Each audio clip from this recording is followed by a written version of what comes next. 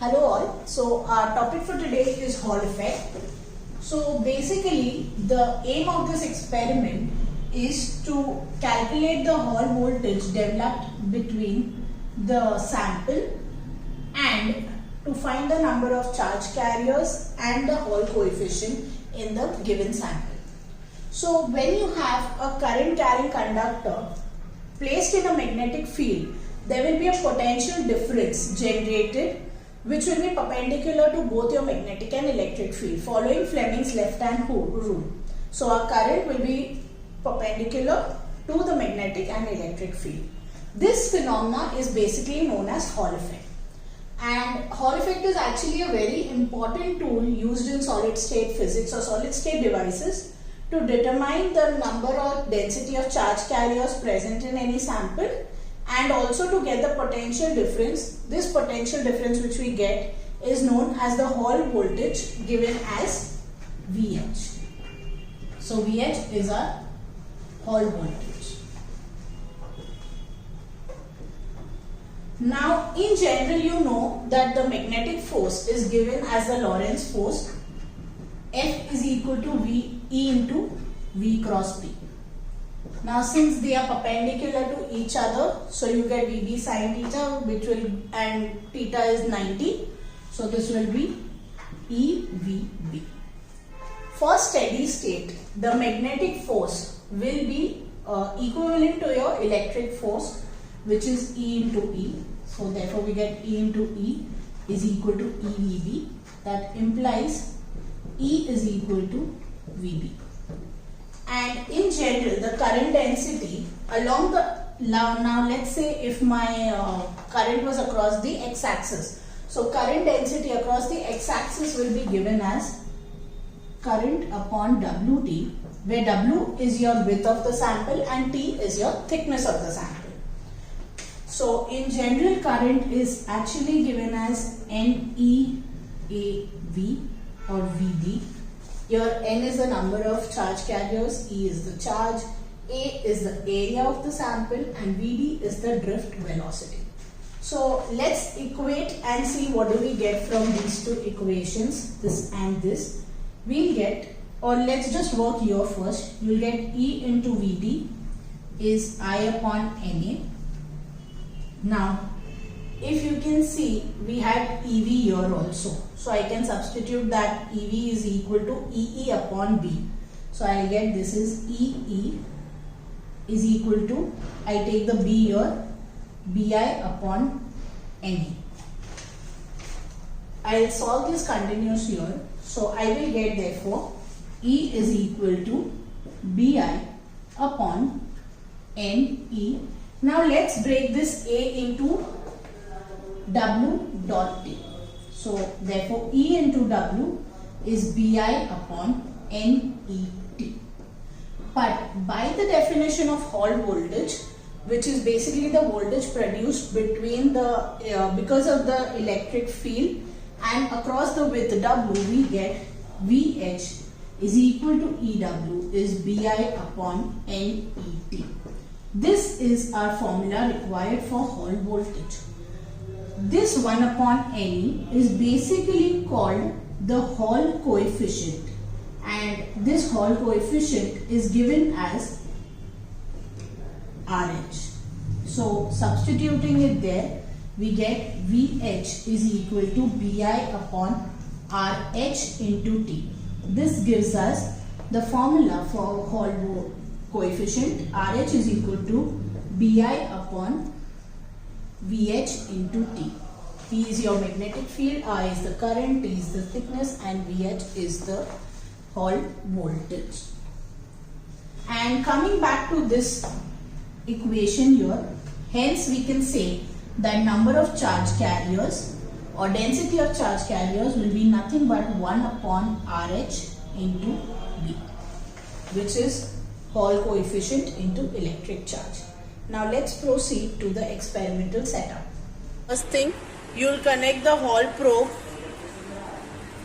Also connect these wires which are at the back of your electromagnet to the output terminals given on your Hall kit. Now once these output connections and the Hall probe is connected, the next thing you have to do is keep the probes on minimum, which is the set probe current and set magnet current.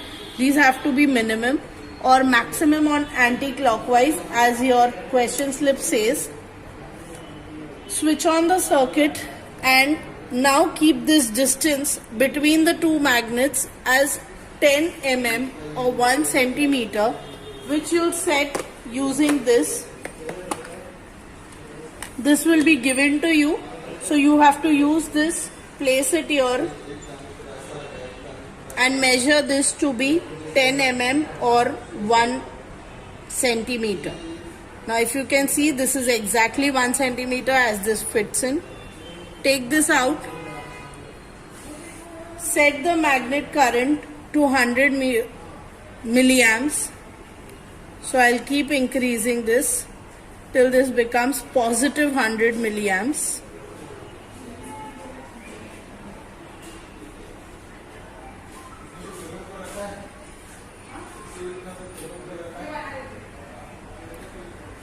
And set your probe current to 40 milliamps, positive 40.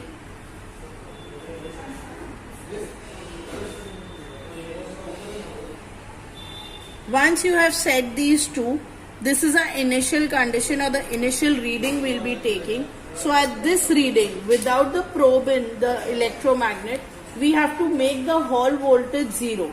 So using this knob called probe 0, we'll set this to 0. Insert your probe to see the difference because of the probe in the current table and effectively the voltage.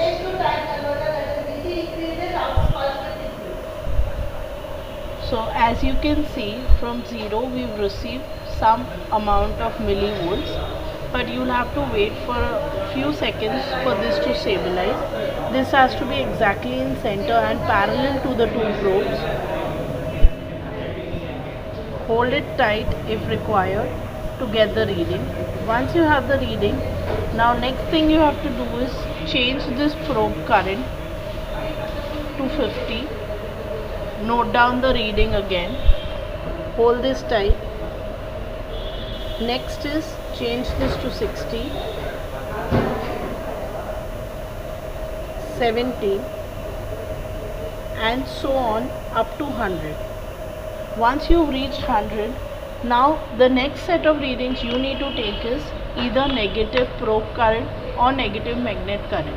So let's say if we make this minus 100.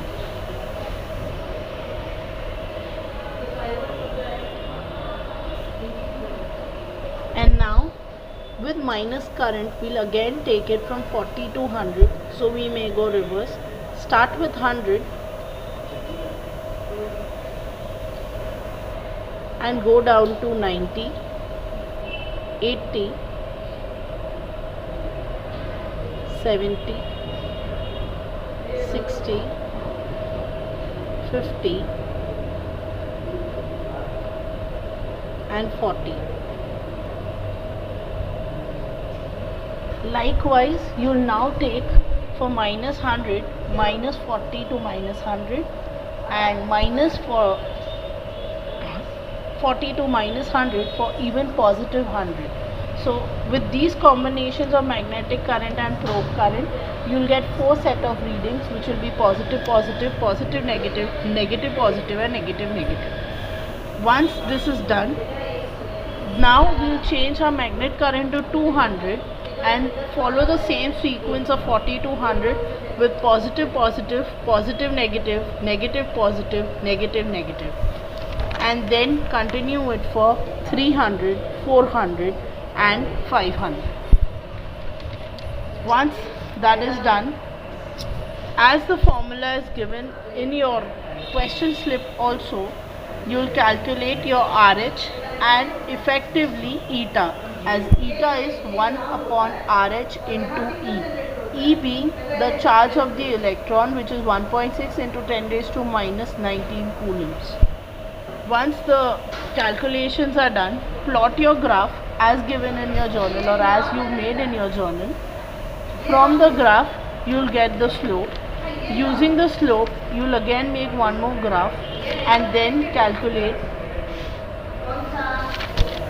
the answer, which will be RH and eta.